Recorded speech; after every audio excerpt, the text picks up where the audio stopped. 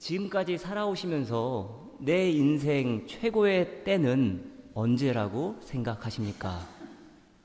내 인생 최고의 때, 흘러간 과거라고 생각하시는 분들도 계실 거고, 혹은 내 인생의 최고의 때는 아직 오지 않았다고 생각하는 분들도 계실 것입니다.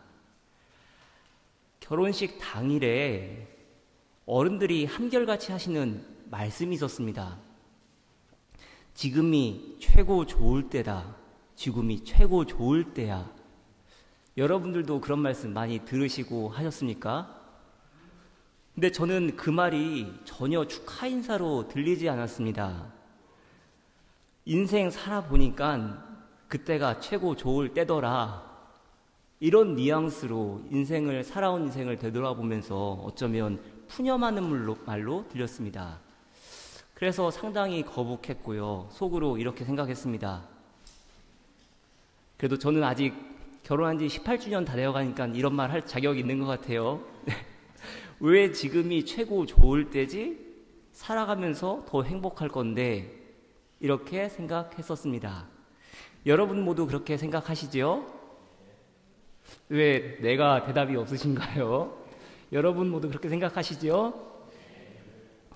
네, 그런데 여러분, 혹여라도 내 인생 최고의 때는 이미 지나갔다 생각하는 분들 계십니까? 그렇다면 오늘 이 시간 자기 자신에게 이렇게 말씀해 보시기를 바랍니다. 내 인생 최고의 때는 지금이다. 혹은 내 인생 최고의 때는 아직 오지 않았다. 약 3년 전에 제 모교인 감리교 신학대학교에서 교수로 재직 중인 한 선배에게 축하 인사를 드렸던 때가 기억이 납니다. 튜빙엔에서 유학할 때 가장 친하게 지내던 형이었는데 신약학 조 교수가 되었다는 소식을 듣고는 바로 축하 인사를 전했습니다. 유학 당시 얼마나 열심히 공부했는지 제가 바로 옆에서 보았고요. 또 실력과 겸손을 겸비한 학자가 교수 임용이 되었다는 소식을 듣고 얼마나 기분이 좋았는지 모릅니다. 근데 아내가 제게 이렇게 질문했습니다. 당신 괜찮아? 제가 뭐라고 대답했느냐면은 나 정말 괜찮은데 나 진심으로 축하해줬어. 이렇게 대답했습니다. 어쩌면 저 역시도 스스로에게, 저 자신에게 이런 질문을 오랫동안 해왔던 것 같습니다. 너 괜찮니? 너 그래도 괜찮아? 아내가 당신 괜찮느냐고 물어오는데 그로부터 수년 전에 꾸었던 꿈이 불현듯 떠올랐습니다. 감리교 신학대학교 앞을 나서면 서점이 하나 있습니다. 근데 아마 없어진 것 같은데요. 그 서점 앞을 씁쓸하게 걸어가고 있는데 이런 음성이 들렸습니다. 꿈에서 들렸던 건데요. 너가 있을 곳은 이곳이 아니야. 가까이 오지도 마. 당시에 꿈 이야기를 아내한테 하진 않았지만은 저 자신에게 다시 한번 되새겼습니다. 너가 있을 곳은 이곳이 아니야. 가까이 오지도 마. 너가 있을 곳은 학교가 아니라 교회야. 한국으로 되돌아가서 그리고 독일로 여러분에게로 올 때 정말 수없이 들었던 말이 있었습니다. 학업을 계속하지 않겠냐는 질문 내지 권면이었습니다. 그때마다 저는 분명하게 대답합니다. 저는 목회만 할 거라고 답합니다. 하나님께서 제게 분명한 사명을 주셨는데 곁눈질 하지 않겠다고 스스로 100번이고 1000번이고 다짐합니다. 저라고 욕심이 없겠습니까? 제가 그냥 헛된 자랑 좀 하면요. 독일어 능력시험, 요즘엔 제가 독일어 공부 일부러 더 안 하는데요. 그 당시만 해도 독일어 능력시험 대사에서 최고 점수 받았습니다. 동문학 전공하신 분들도 제 점수 받아봤다는 분들 못 들어봤거든요. 튜빙엔 대학에서 라틴어 강의 들을 때는 강사가 장학생 추천도 해주었었고요. 고대 그리스어 수업 때는 외국인에게는 눈길도 주지 않는 콧대 높은 교수님이 너 이름이 뭐고 어느 나라에서 왔느냐고 물으시면서 수업 시간마다 대견하다는 눈빛으로 쳐다보셨습니다. 그런데 그 자존심 내려놓기가 정말이지 쉽지 않았습니다. 2012년 5월 8일 늦은 밤 기도하며 응답받은 그 응답 하나 때문에 학업을 내려놓아야만 했던 그 순간들, 결혼한 지 5년 만에 처음으로 온 아이를 눈물로 보낼 수밖에 없었던 시간들, 또 누명을 벗기 위해서 전도사 사역을 하루아침에 그만두고는 오히려 아이들이 너무나도 보고 싶어서 한 달여를 눈물로 지새웠던 그 시간들, 그때가 주마등처럼 지나갔습니다.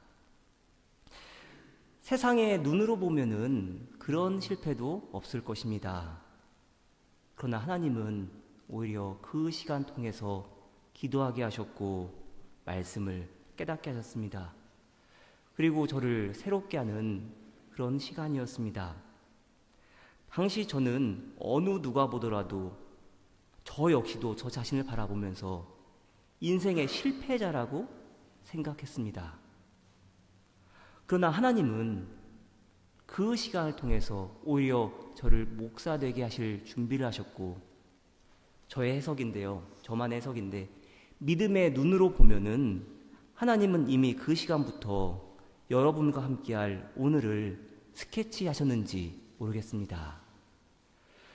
여러분 역시 그러한 순간들 있으셨을 것입니다. 꿈 많았던 나이, 밤낮 가리지 않고 학업, 직업, 미래를 위해서 내 인생을 던졌던 그 열정의 순간들. 그러나 되돌아보면 아픔으로 다가오는 그런 시간들 있으실 것입니다. 그래서 내 인생 최고의 때는 이미 지나갔다고 푸념하시는 분들도 있으실 것입니다. 그러나 여러분, 내 인생 최고의 때는 하나님 앞에서 지나온 내 삶의 의미를 되묻고 하나님의 뜻과 계획 가운데 앞으로 어떻게 살아갈 것인가 분명하게 인식할 때입니다. 내 능력이 아니라 하나님의 능력을 의지하고 살아갈 수밖에 없는 지금이, 하나님의 역사하심을 구하며 겸손히 고개 숙여 나아가는 바로 지금 이 시간이 내 인생 최고의 때임을 믿음으로 고백하며 나아가시기를 바랍니다. 그런데 여러분, 지금 이 순간 우리가 맞이한 그 순간들이 내 인생 최고의 때가 되기 위해서는 결코 후회함이 없는 선택을 할 수 있어야 합니다. 인생의 갈림길에서 분명한 선택을 할 수 있어야 하는 것입니다. 회개함으로 하나님 앞에 바로 설 수 있는 선택을 할 수 있어야 합니다. 인생 살다 보면 근심하지 않을 수 없고 아픔과 슬픔과 상실을 경험하곤 합니다. 그러나 인생의 어려움 앞에서 그 어려움을 어떻게 해석하느냐에 따라 우리 인생의 방향은 전혀 달라질 수 있습니다. 사도 바울은 고린도후서 7장 10절에서 다음과 같이 말합니다. 개역개정 성경입니다. 하나님의 뜻대로 하는 근심은 후회할 것이 없는 구원에 이르게 하는 회개를 이루는 것이요 세상 근심은 사망을 이루는 것이니라. 어찌 근심하지 않을 수 있겠습니까? 하지만 사도 바울은 분명하게 구분합니다. 하나님의 뜻대로 하는 근심이 있고 세상 근심이 있다는 것입니다. 그렇다면 하나님의 뜻대로 하는 근심에는 어떠한 특징이 있습니까? 후회함이 없어야 합니다. 대신 회개함으로 구원에 이르게 해야 합니다. 후회할 것이 없는 구원에 이르게 하는 회개. 후회, 회개. 두 단어 모두 회자가 쓰이는데 뉘우칠 회자를 사용합니다. 하지만 방향성에 있어서는 전혀 다릅니다. 후회는 정적이고 회개는 동적입니다. 후회하면 인생을 비관합니다. 삶에 변화가 없습니다. 그러나 회개하면 인생이 비상합니다. 인생이 날아오르는 것입니다. 실로 놀라운 변화 아닙니까? 그래서 저와 여러분에게 꼭 필요한 것, 후회하고 한탄하며 가만히 있을 것이 아니라 뒤늦게라도 깨닫고 되돌아오는 역사가 있어야만 합니다. 오늘부터 9월 마지막 주일까지 시편 120편부터 134편 한 편 한 편 읽어나가려고 합니다. 15시편의 표제어를 보면은 개역개정 성경에는 성전에 올라가는 노래라고 적혀 있고 세번역 성경에는 성전에 올라가는 순례자의 노래라고 적혀 있습니다.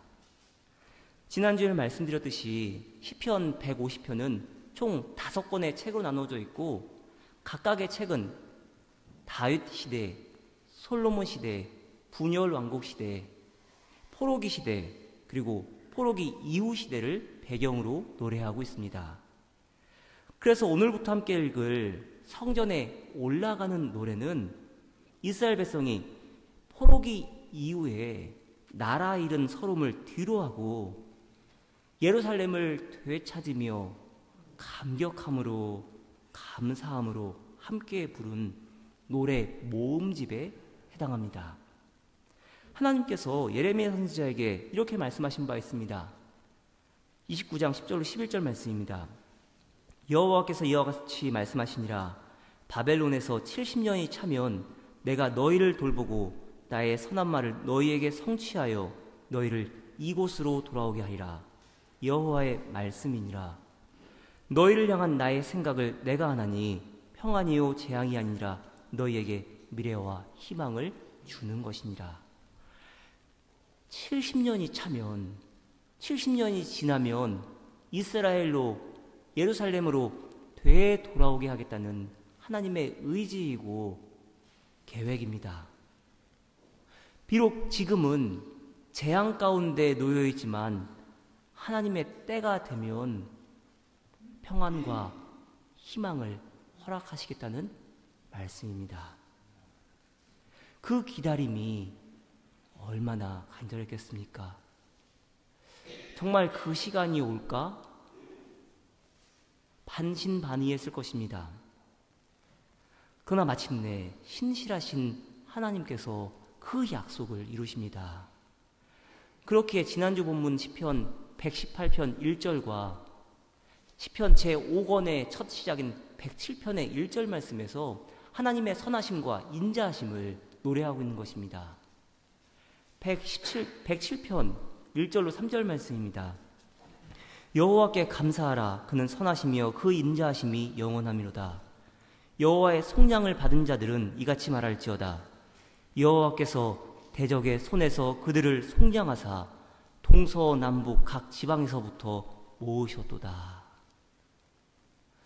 그리고 시편 기자는 오늘 본문 시편 120편 1절에서 성전에 올라가는 노래의 첫 시작을 이렇게 엽니다.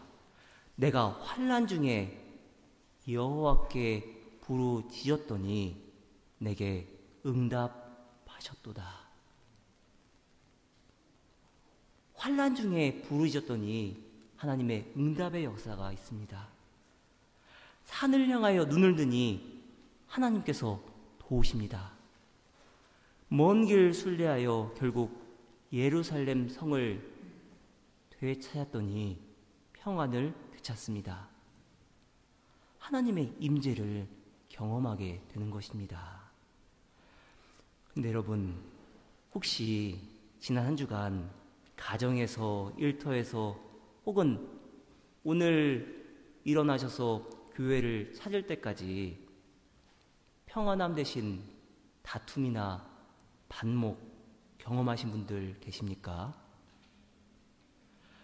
꼭 지난 주간만 아닐지라도 그러한 경험들 많으실 것입니다. 혹은 은혜 받은 후에 집에 돌아갔더니 화날 일들이 생기죠. 그래서 오늘 본문 마지막 절은 이렇게 노래합니다. 개역개정성경입니다. 나는 화평을 원할지라도 내가 말할 때에 그들은 싸우려 하는도다.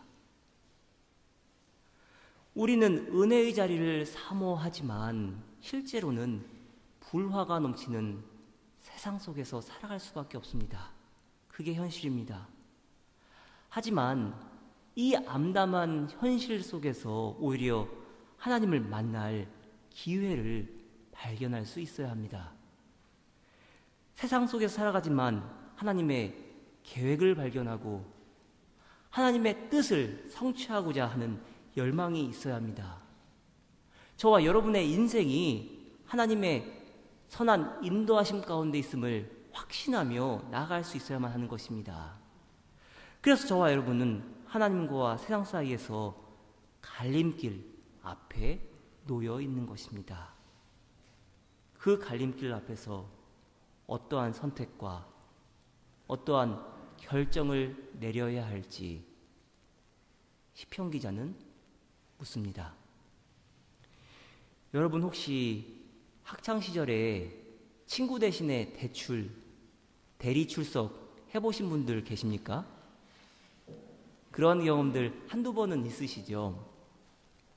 제가 신학교 1학년 때 기숙사에서 한 방을 지냈던 4학년 선배가 예배를 대출해달라고 한번 부탁을 했습니다. 근데 제가 1학년 당시에 4학년 선배들은 별도의 공간에서 따로 예배를 드렸어요. 그래서 저도 궁금했습니다. 4학년들은 어떻게 예배를 드릴까? 그래서 궁금하기도 해서 제가 그때 한번 대출해 주었었는데요. 그러면서 근데 예배를 드리면서 참 기분이 묘했습니다.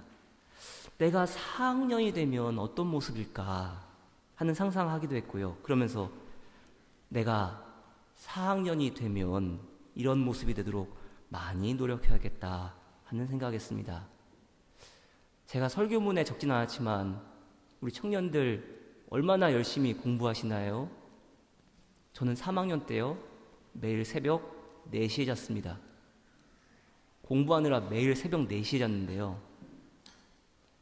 여러분 그렇게 공부하셔야 되세요. 네, 유학하시면서 시간 헐렁헐렁 보내지 마시길 바랍니다. 그리고 또 잘 놀아야 되고요.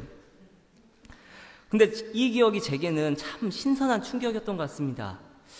그 이후로 어떤 일을 하든지 어디에 있든지 마지막을 어떻게 장식할까 이런 생각을 꼭 하게 되었습니다. 그래서 저는 항상 은퇴 후를 생각합니다. 은퇴하면 무엇을 할 수 있을까? 어떤 일들을 할지 그려보는 습관도 갖게 되었습니다. 여러분에게 이 말씀은 처음인 것 같은데요. 제 안에 휘몰아치는 격동과 논쟁들, 목회에 대한 수많은 질문들이 쏟아질 때가 있었습니다. 2020년, 2021년의 일이었습니다. 제가 총 11년 5개월간 신학생으로, 수련 목회자로, 교육 목사로, 교구 목사로 섬겼던 교회에서 제가 담임 목사님께요, 2021년 8월 마지막 날에 상담을 요청했습니다. 왜 요청했냐면요, 제가 목사님께 올해 말로 사임을 하겠다고 통보했습니다.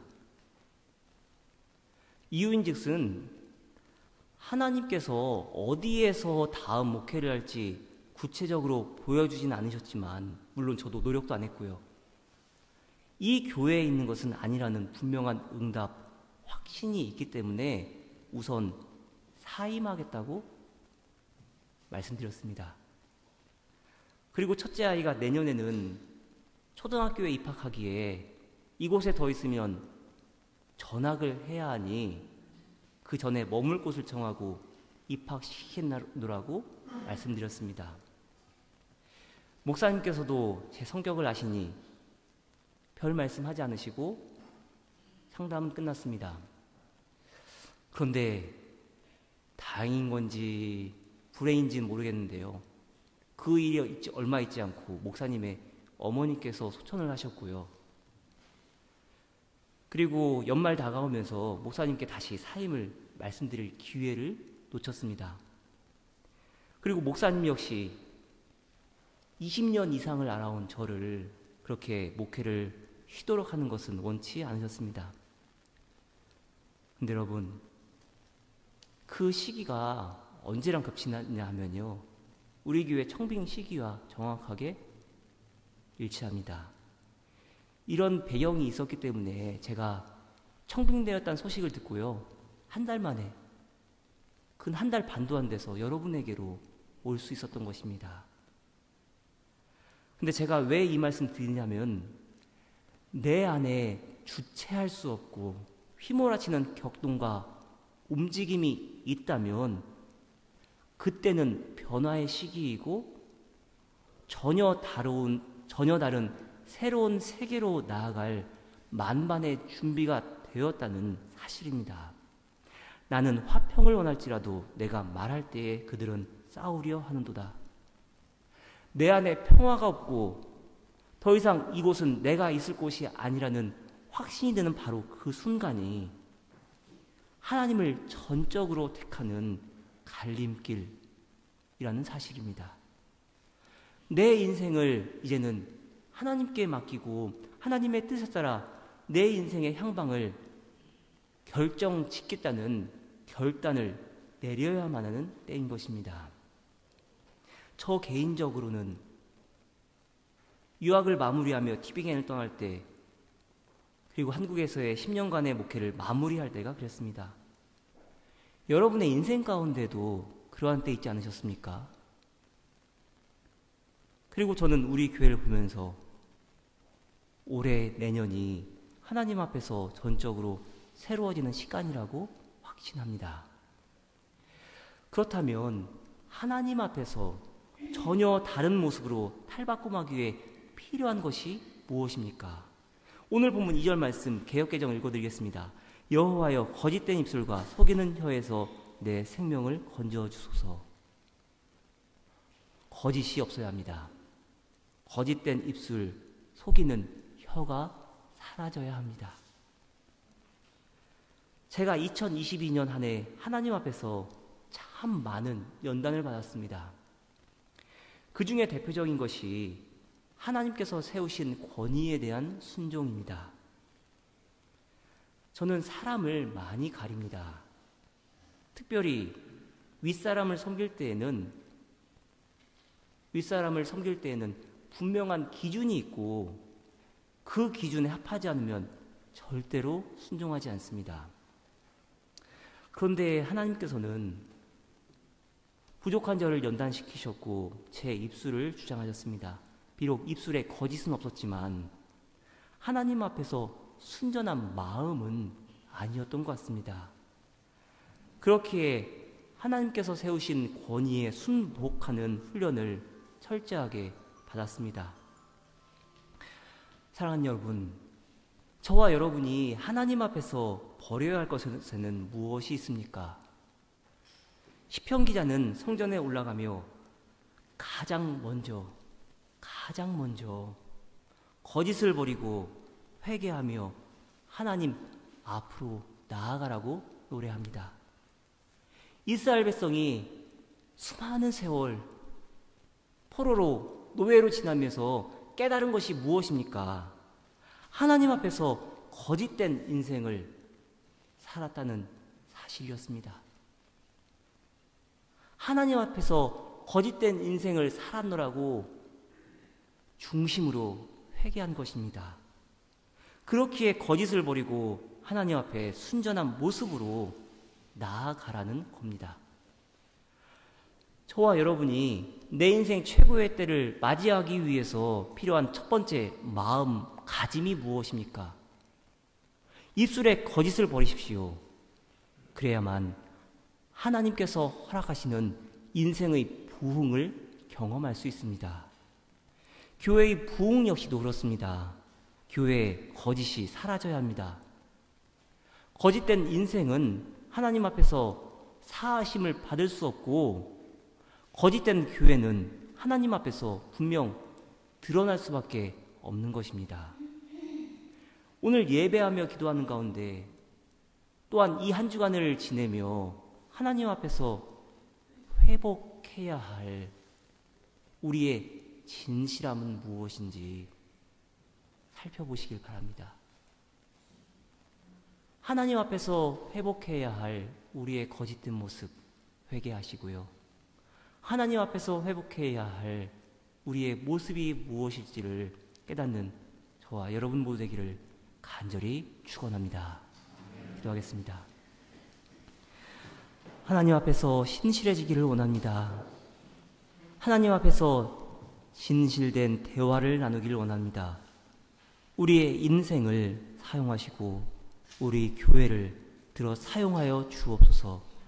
예수 그리스도의 이름으로 기도드립니다. 아멘.